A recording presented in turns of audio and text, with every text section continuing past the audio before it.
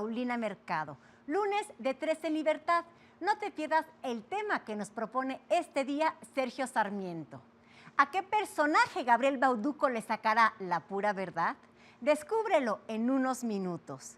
Y todo está listo para que aquí, entre amigos, comenten los sucesos más relevantes de la semana. Y para terminar, descubre el tema de debate que propone para este día Andrés Roemer en un capítulo más de En el Ring. Ya lo sabes, alista tus redes sociales y sé parte activa de nuestros programas, solo aquí en Azteca Opinión. Bienvenidos.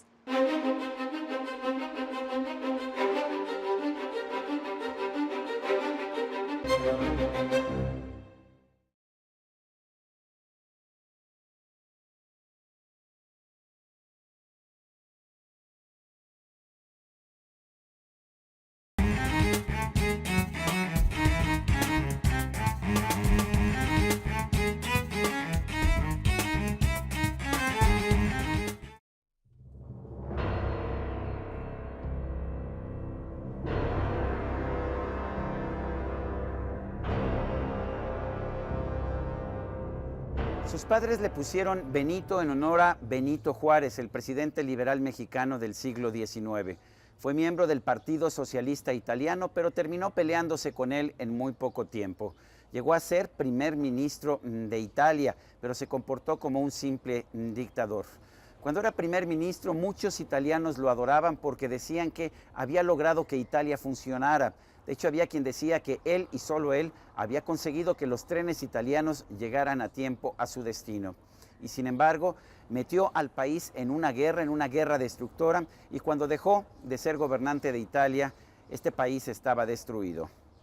El fascismo es una forma de organización política y económica mixta, que combina factores tanto socialistas como de lo que es llamado el corporatismo.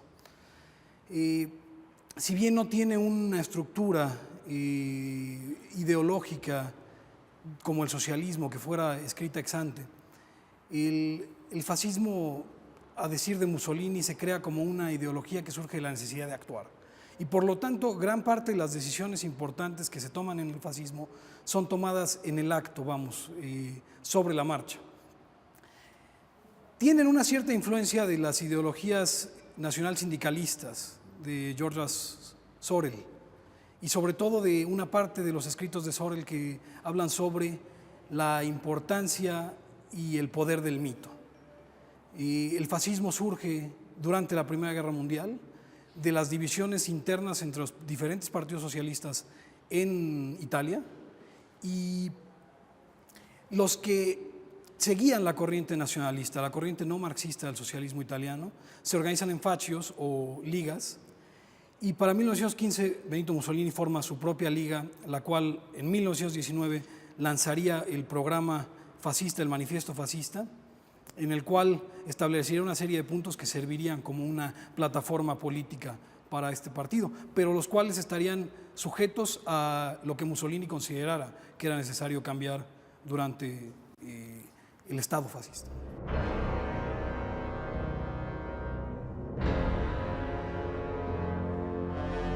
Mussolini era hijo de un herrero socialista, ateo, y de una maestra devotamente católica. Maestro, en un principio se unió al Partido Socialista y se convirtió en un dirigente importante de la organización.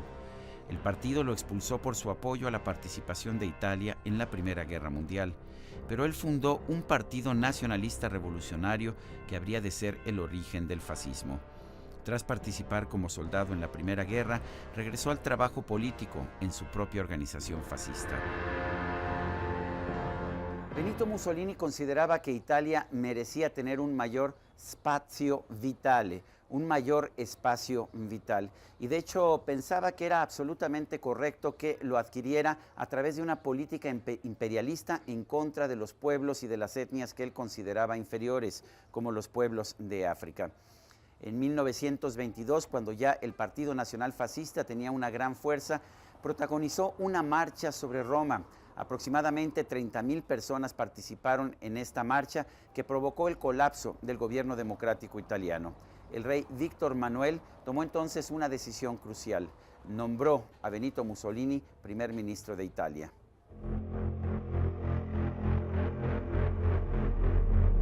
Mussolini encabezó primero un gobierno democrático minoritario, pero después fue modificando las leyes para acumular cada vez mayor poder.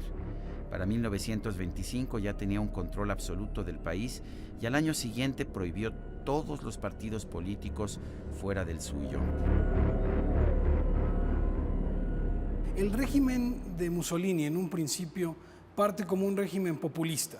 Los 11 puntos que Mussolini menciona en el manifiesto fascista hablan sobre cuestiones que eran muy preocupantes para la población en la época. Habla sobre el voto a las mujeres, darle derecho a voto a las mujeres, y la necesidad de un salario mínimo, cambiar la edad de retiro, mantener un control sobre la economía, que estaban experimentando pues todos estos cambios durante la depresión y que finalmente derivaría en un gran corporatismo en el que Mussolini cambiaría su Cámara de Diputados por una Cámara de Corporaciones, en las que él pondría a los que él llamaba líderes de las industrias, o sea, sus amigos que tenían determinadas empresas, para coordinar toda la actividad económica. Y al final, el programa con el que empezó, hablando sobre derechos de los trabajadores, jornada laboral de 8 horas, por ejemplo, fue abandonado a favor de esta visión más corporatista, sí, de la economía y la sociedad. Mussolini impulsó una política de alto gasto público y control gubernamental sobre la economía. Como Hitler, en Alemania promovió también un culto a su personalidad a través de intensas campañas de propaganda. Los italianos empezaron a llamarlo il duce, el líder. Sus políticas imperialistas, que buscaban recrear la grandeza del Imperio Romano, generaron un gran entusiasmo entre la población italiana. En 1935 Mussolini ordenó la invasión de Etiopía y en 1936 apoyó con armas, tropas y recursos financieros el levantamiento de Francisco Franco, que dio origen a la Guerra Civil Española.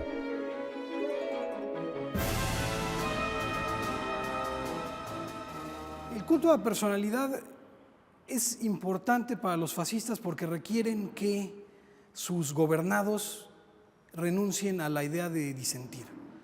Entonces, por un lado, por la educación, haciéndolo de forma de adoctrinamiento hacia los jóvenes, a volverlos a creer en esta figura, en este mito del que hablaba Sorel, de pensar que Mussolini o Hitler o el líder fascista era la personificación del Estado, la personificación de la voluntad popular.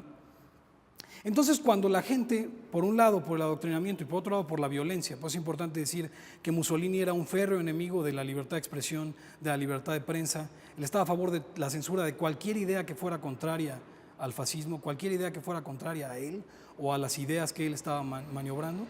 Entonces, al lograr, por un lado con la violencia y por el otro con el adoctrinamiento, hacer que el individuo dejara su voluntad y entregara su libertad a este líder para seguir su causa, porque él conocía cuál era el fin superior, cuál era el fin máximo de cada habitante de Italia, porque él siendo Italia personificada. Entonces, ese era el punto. Lo que necesitaban era que los individuos entregaran su vida en manos del líder. Mussolini llevó a Italia a la Segunda Guerra Mundial del lado de Alemania y Japón. En ese entonces Alemania era una potencia militar muy superior a Italia y Mussolini estaba convencido de que era solo cuestión de tiempo para que derrotara a Francia y a la Gran Bretaña.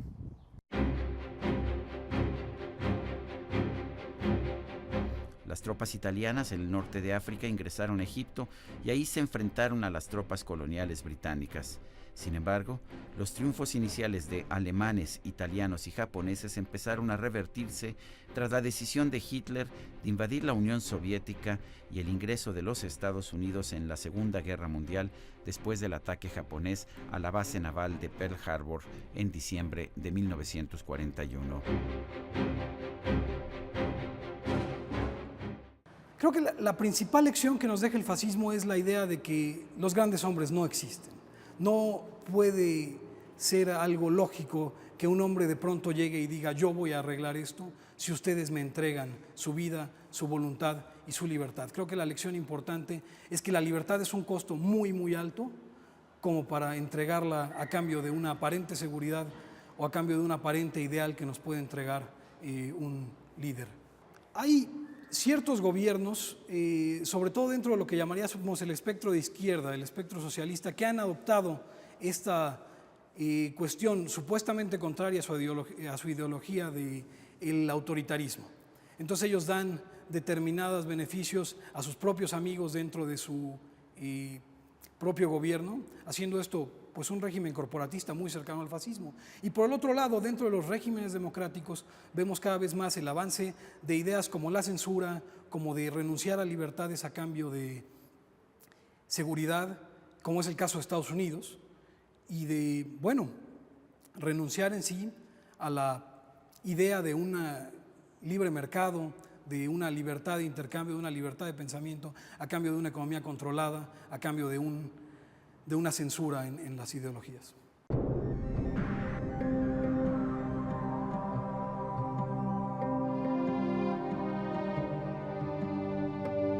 Las tropas italianas fueron derrotadas en África por las británicas. Los aliados desembarcaron posteriormente en Sicilia y fueron recibidos como un ejército de liberación por una población cansada de Mussolini y de la presencia en Italia del ejército alemán. Mussolini fue destituido del cargo de jefe de gobierno por el rey Víctor Emanuel y arrestado, pero posteriormente fue liberado por los alemanes. Mussolini creó una nueva República Social Italiana, pero no pudo recuperar el control del país. El 27 de abril de 1945, cuando no solo el régimen fascista italiano, sino la Alemania de Hitler se desplomaban, Mussolini fue detenido junto con su amante, Clara Petacci, por una guerrilla comunista mientras trataba de escapar del país. Los dos fueron ejecutados el 28 de abril y sus cadáveres transportados a Milán, donde fueron colgados de cabeza junto con los de otros fascistas en ganchos para carne.